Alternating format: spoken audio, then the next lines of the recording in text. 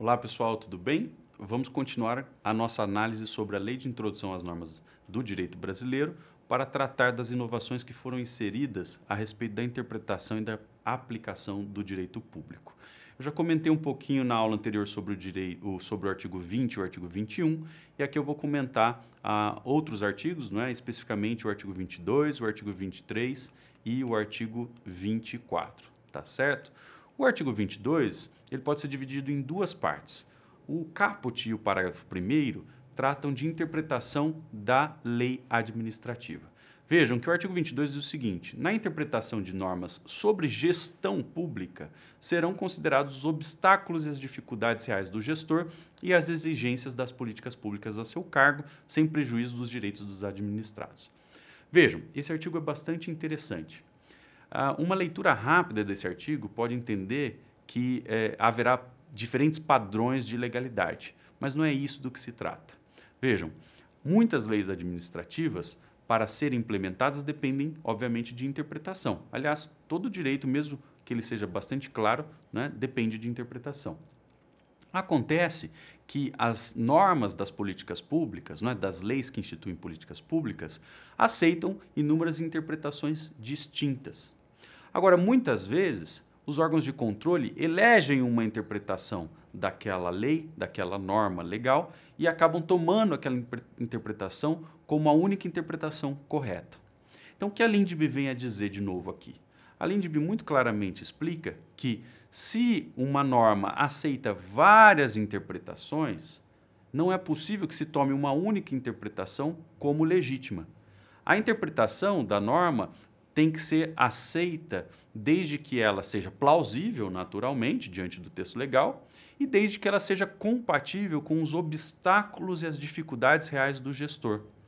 Vejam, não é possível que o gestor siga o mesmo padrão de aplicação de uma lei se a sua realidade é completamente diferente da de outro. Vamos pegar dois municípios, o município de São Paulo ou o município de Curitiba, ou seja, municípios bem estruturados, né, e municípios pequenos, lá municípios de 10 mil habitantes, 20 mil habitantes, que muitas vezes não têm recurso nenhum para desenvolver as suas tarefas administrativas.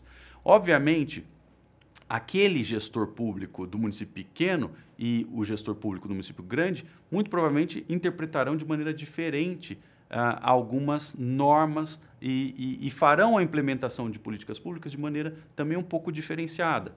Vamos tomar o exemplo aí da Lei de Defesa dos Usuários de Serviços Públicos. Essa Lei de Defesa dos Usuários de Serviços Públicos prevê criação de ouvidorias, prevê avaliação das entidades administrativas, prevê a criação de conselhos de usuários e assim por diante.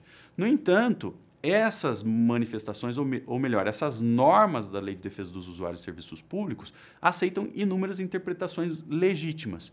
E é natural, portanto, que haja essa variabilidade de interpretações e, por isso, toda vez que se verifica, né, se uma interpretação é lícita ou ilícita, nós devemos levar em conta essa interpretação à luz das dificuldades e obstáculos do gestor público em concreto. Nós precisamos ver se os obstáculos e as dificuldades daquele gestor do município pequeno são diferentes das dificuldades e obstáculos do gestor de um município grande ou mais estruturado, por exemplo, não é? Então, vejam, esse artigo é muito importante porque, no fundo, o que ele diz é que as leis e as políticas públicas que estão contidas nas leis aceitam interpretações várias e que são legítimas. O fato de haver interpretações diferentes não significa necessariamente que a interpretação seja ilícita, seja incorreta, tá certo? Agora, como é que nós vamos fazer esse controle para saber se a interpretação é legítima, se ela é correta? Bom, para isso nós vamos utilizar esse critério realístico, não é? Esse critério que leva em conta as dificuldades e obstáculos do gestor na prática. Inclusive, o que diz o parágrafo 1º do artigo 22 é que essa realidade do gestor público deve ser também considerada nos processos que tratam de regularidade ou de análise de legalidade das suas condutas. Toda vez que se abre lá um processo anulatório de uma decisão administrativa, nesse processo anulatório é preciso verificar se a interpretação feita pelo agente público que tem o seu ato atacado é uma interpretação legítima e se é uma interpretação compatível com as circunstâncias fáticas que houver imposto limitado ou condicionado à sua ação. Tá certo? Então, a ideia desse dispositivo é muito interessante. Não podem os órgãos de controle eleger uma interpretação como a única interpretação possível. O direito aceita inúmeras interpretações, o que a gente precisa ver é se as interpretações dadas pelo agente público ao texto da lei, se essas interpretações são interpretações legítimas, aceitáveis diante da sua realidade. Tá bom? O artigo 22 também trata de sanções administrativas. Eu considero essa parte do artigo 22 bastante interessante porque ela traz critérios gerais de dosimetria da sanção. Diz lá o parágrafo 2º. Na aplicação de sanções, e obviamente aí estou considerando sanções administrativas, não é? Serão consideradas a natureza e a gravidade da infração cometida, os danos que dela provierem para a administração pública, as circunstâncias agravantes e atenuantes e os antecedentes. Vejam, este dispositivo traz critérios gerais de dosimetria para todo e qualquer tipo de processo sancionatório. E por que ele é importante? Porque nem toda legislação de direito administrativo tem critérios de dosimetria. Algumas leis específicas têm esses critérios. Se nós pegarmos, por exemplo, a Lei de Defesa da Concorrência, lá nós encontramos critérios para a dosagem das sanções que são aplicadas pelo CAD contra os agentes econômicos. Várias outras leis têm critérios de dosimetria, mas não havia no direito brasileiro uma norma geral a respeito da dosimetria das sanções administrativas. Então, a novidade desse artigo 22 é que ele traz critérios gerais que serão aplicados de maneira subsidiária, sempre, portanto, que não houver norma especial com critérios de dosimetria próprios para um determinado setor ou tipo de processo, tá bom? Então, em não havendo na lei especial critérios de dosimetria, nós vamos usar o artigo 22, parágrafo 2º da LINDB, tá bom? Outra coisa, o parágrafo 3º do artigo 22 também trata de sanções, embora este dispositivo seja bem confuso, bem mal redigido, na verdade, não é? Ele dá margem a muitas interpretações, ele não é nada claro, nada preciso. Tá? Então, diz lá o parágrafo 3º, as sanções aplicadas ao agente serão levadas em conta na dosimetria das demais sanções de mesma natureza e relativas ao mesmo fato. Né? Então, vejam, as sanções aplicadas ao agente. Né?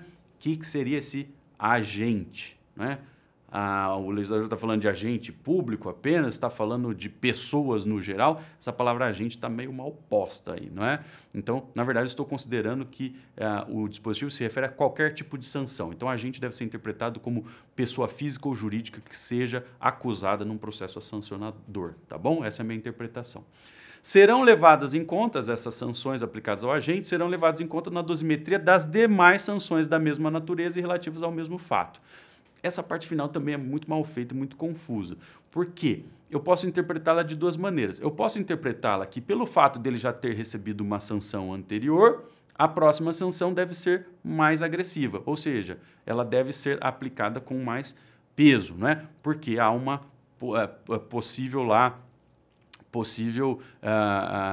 vamos dizer, ataque a diferentes bens jurídicos tutelados. Não é?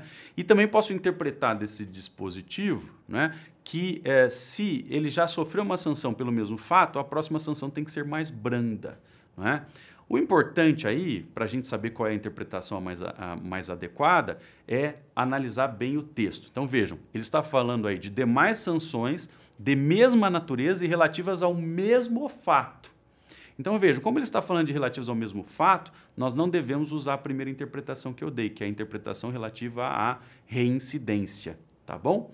Como é o mesmo fato, nós não podemos falar de reincidência, porque a interpretação desse texto só valeria para reincidência se não houvesse essa referência ao mesmo fato, tá bom? Reincidência só vai se aplicar quando houver fatos infrativos distintos. Então, temos que afastar essa interpretação. Esse dispositivo, esse parágrafo não se refere a situações de reincidência, tá bom? Ele se refere, portanto, a situações em que o mesmo comportamento viola diferentes bens jurídicos tutelados e aceita múltiplas punições administrativas. Vou dar um exemplo simples. várias empresas se unem e formam um cartel para agir em licitações públicas. Elas dividem as licitações públicas, decidem quais empresas concorrerão em cada licitação, elas combinam preços e assim por diante. Vejam, esse cartel licitatório ele pode ser punido pela Lei de Defesa da Concorrência, não é? Ou com base na Lei de Defesa da Concorrência, e ao mesmo tempo esse cartel licitatório pode ser punido, não é? Pode levar a sanções com base na Lei Anticorrupção. Tanto a Lei de Defesa da Concorrência quanto a Lei Anticorrupção prevêem, entre outras sanções, multa pecuniária, não é? Multa sancionatória por conta do cartel licitatório. Então vejam, aí a gente poderia aplicar, portanto, a LINDB. Se aquelas empresas que formaram um cartel licitatório já sofreram a multa aplicada pela Lei de Defesa da Concorrência, pelo CAD, não é? Com base na Lei de Defesa da Concorrência, nós temos que levar em conta o peso dessa sanção aplicada pelo CAD no momento em que essas empresas forem sancionadas, sofrerem outra multa, mas agora com base na Lei Anticorrupção. Tá certo? Então, nós temos o mesmo fato. Qual é o mesmo fato? Cartel licitatório. Nós temos a sanção de mesma natureza. Multa, não é? Com base no direito da concorrência e multa com base na Lei Anticorrupção. Tá certo? Então, nós temos que, no momento de aplicar a segunda multa, levar em conta o peso daquela primeira multa que já foi cominada contra os agentes, contra as empresas que se envolveram nesse cartel do nosso exemplo. Tá bom? Bom, o dispositivo, infelizmente, não é tão claro quanto a isso, mas, enfim, interpretando aí com uma certa cautela, a gente consegue chegar a um entendimento mais claro sobre o seu conteúdo. Um segundo artigo importante aqui é o artigo 23, que trata do interessante instituto do regime de transição. Vejam o que diz o artigo. A decisão administrativa e a controladora judicial também, que estabelecer interpretação ou orientação nova sobre norma de conteúdo indeterminado, impondo novo dever ou condicionante do direito, deverá prever regime de transição, quando indispensável para que o novo dever ou condicionamento de direito seja cumprido de modo proporcional, equânime e eficiente e sem prejuízo aos interesses gerais.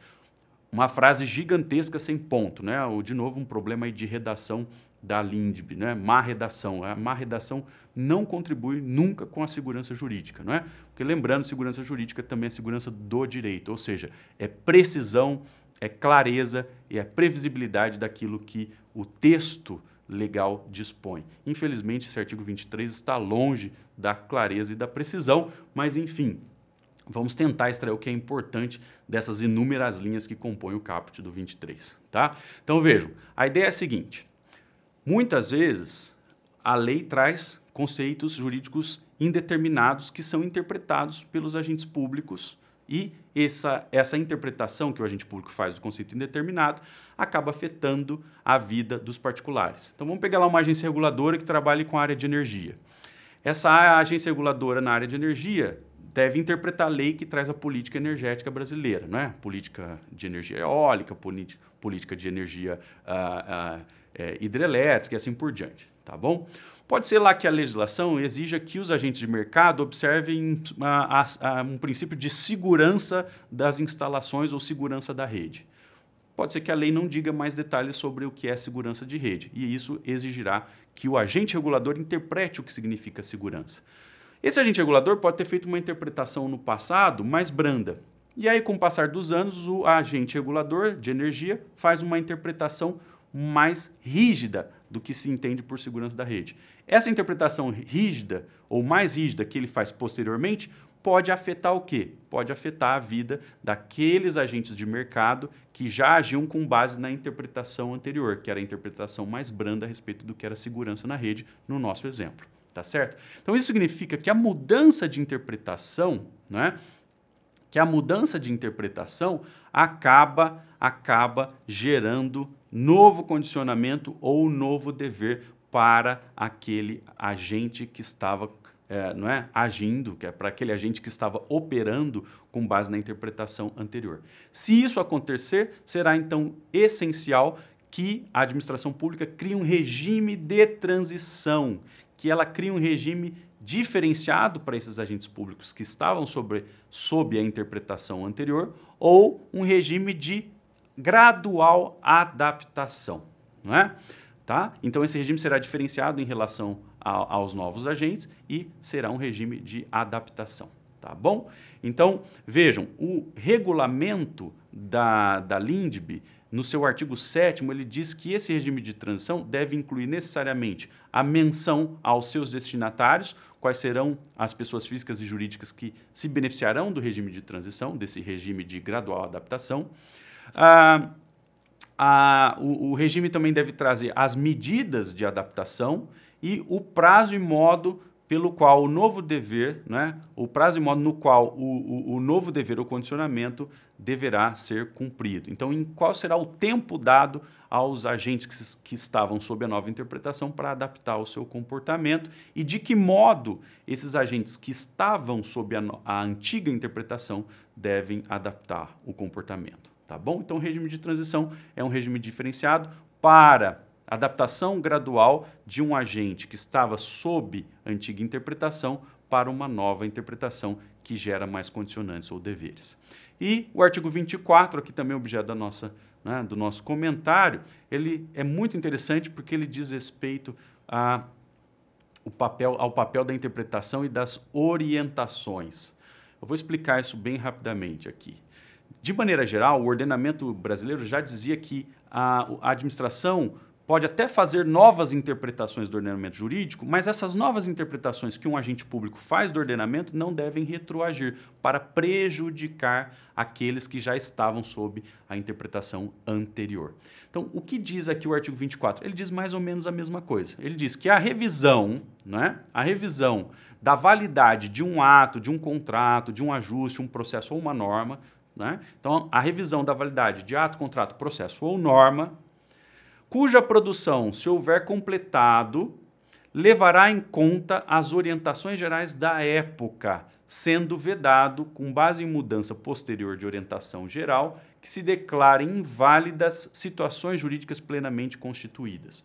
Então, vejam, se um ato, contrato, processo ou norma surgiu num contexto em que havia uma determinada interpretação,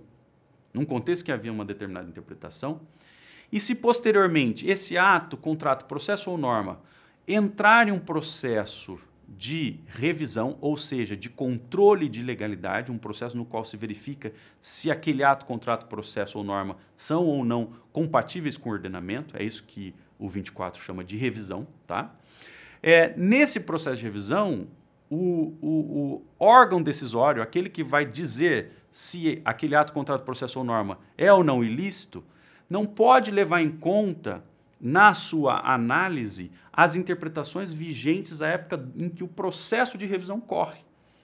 Esse agente que tem a responsabilidade para decidir se há ilicitude ou não, deve levar em conta, na sua análise de legalidade, as orientações que estavam vigentes no momento em que aquela norma, aquele processo, aquele ato, aquele contrato, que são objeto do processo de revisão, foram praticados, né? Então, vejam, de novo, toda vez que se faz uma análise, um controle de legalidade de um ato, processo, contrato ou norma, é preciso que esse controle de legalidade seja feito levando-se em conta as orientações que predominavam na época em que esse ato, processo, contrato ou norma foram praticados. Tá bom? Então, não posso usar uma interpretação atual para fazer análise de legalidade de algo que foi criado com base numa interpretação antiga. Tá bom? A interpretação antiga é que servirá como parâmetro. Tá bom?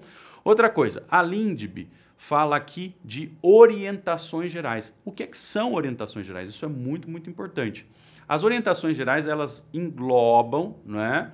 Elas englobam interpretações ou especificações contidas em atos públicos de caráter geral ou em jurisprudência judicial ou administrativa e ainda as adotadas por prática administrativa reiterada e de amplo conhecimento jurídico. Então, vejam, isso que nós chamamos de orientação geral antiga como parâmetro do processo de revisão se extrai de uma série de fenômenos. Nós podemos extrair a orientação geral da prática da administração, então o costume aqui ganhou um valor importante, né? Porque o costume pode ser uma fonte de orientação, ele não é fonte de normas como nós já vimos, mas aqui ele pode ser fonte de orientação. A orientação também pode ser extraída das decisões administrativas que formam a jurisprudência e também das decisões judiciais que formam jurisprudência. E, além disso, as orientações gerais podem ser extraídas de especificações contidas em atos públicos de caráter geral. Então, a lei aqui, ela é bem prolixa, não é? Como sempre, não é? Mas a lei aqui está se referindo, por exemplo, a cartilhas, a guias, a manuais que são editados pela administração pública e que acabam orientando a vida dos particulares. Então, esses manuais, esses guias, essas cartilhas, eles têm uma função importante, porque ao explicitar uma orientação, eles acabam criando um parâmetro de conduta e esse parâmetro de conduta deve ser levado em conta no processo posterior de revisão de legalidade daquele ato, contrato, processo ou norma. Tá bom? Então, com isso, nós encerramos a nossa segunda aula de comentário aí a esses artigos que foram inseridos na Lei de Introdução às Normas do Direito Brasileiro e aguardo vocês na nossa terceira e última aula. Um abraço.